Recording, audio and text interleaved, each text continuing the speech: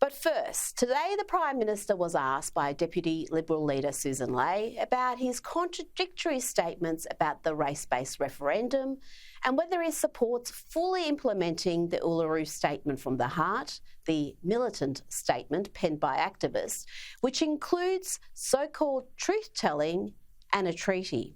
The PM treated the question like a massive joke before using the Deputy Opposition Leader's own statements against her.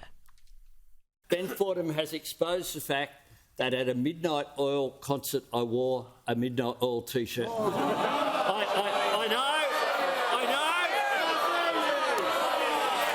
know, Mr. Speaker. Order. I know, Mr. Speaker. Hold the front page. Hold the front page. Order. At the Oil's last ever concert, I wore an Oil's T-shirt. How dare you? And what I said on Ben Fordham, Mr. Speaker, was that the referendum isn't about treaty and isn't about truth. It's about one thing. It's about one thing. Order. It is about voice. It's about recognition, and it's about listening to Aboriginal and Torres Strait Islander people so that we get better results. But the Deputy Leader went on to say this about the voice, because she was asked, and she said this: the voice is important in the way that it may close the gap. In a way, it may improve the lives of Indigenous people. Well, we agree with that too. Why the Liberals would have Susan Ley ask these crucial questions is beyond me when she is clearly compromised by her own ill-considered comments about the voice. She has said that she'd vote yes in the referendum if the wording of the question was changed a little. Really? She has said that she backs a legislated local and regional voice. One wonders whether the Liberal Party taking 10 months to come to a firm position on the voice was due to the likes of Susan Ley. This is a proposal that should have been rejected immediately, on principle. We do not want racial division enshrined in the Constitution. We do not want racial privilege enshrined in the Constitution. The Liberal Party picked Ley as deputy like they picked Julie Bishop before her, not because of her ability or exemplary track record, but as a box-ticking exercise. They wanted a female in a key leadership role, and their most capable females are in the upper house, so Ley got the job.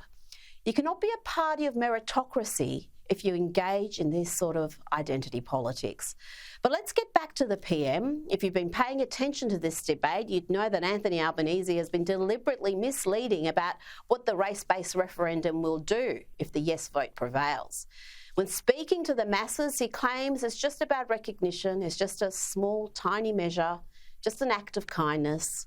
When speaking to leftist ideologues, he changes his tune. He acknowledges that it would be a brave government indeed that would defy the voice. And he has repeatedly said that he would implement the Uluru Statement from the Heart in full. In fact, it was the very first thing he said on election night in his victory speech. I begin by acknowledging the traditional owners of the land on which we meet. I pay my respect to their elders, past, present and emerging, and on behalf of the Australian Labor Party, I commit to the Uluru Statement from the Heart in full. I commit to the Uluru Statement from the Heart in full. That includes treaty. Don't let him rewrite history now that people's eyes have been opened and the polls have turned against his race-based referendum. It's misleading for the PM to pretend that his support for a treaty was just limited to him wearing a T-shirt to a rock concert. Let's have a look at what Anthony Albanese was proudly advocating, well, up until about 5 minutes ago. In 2020, he posted this: voice, truth, treaty, whole, proud, reconciled. That's the future I want for Australia. Just a T-shirt, Prime Minister? In 2021, Albo was again talking treaty. Labor is committed to the Statement from the Heart in full. Voice, treaty, truth, he wrote. There are several other posts where he backs a treaty, including this one, also from 2021, where he writes, We need a government that will deliver the Uluru Statement in full. Voice, treaty and truth, because a nation not yet reconciled isn't truly whole. So the PM doesn't see Australia as truly whole until we have a treaty in place. That's illuminating, isn't it?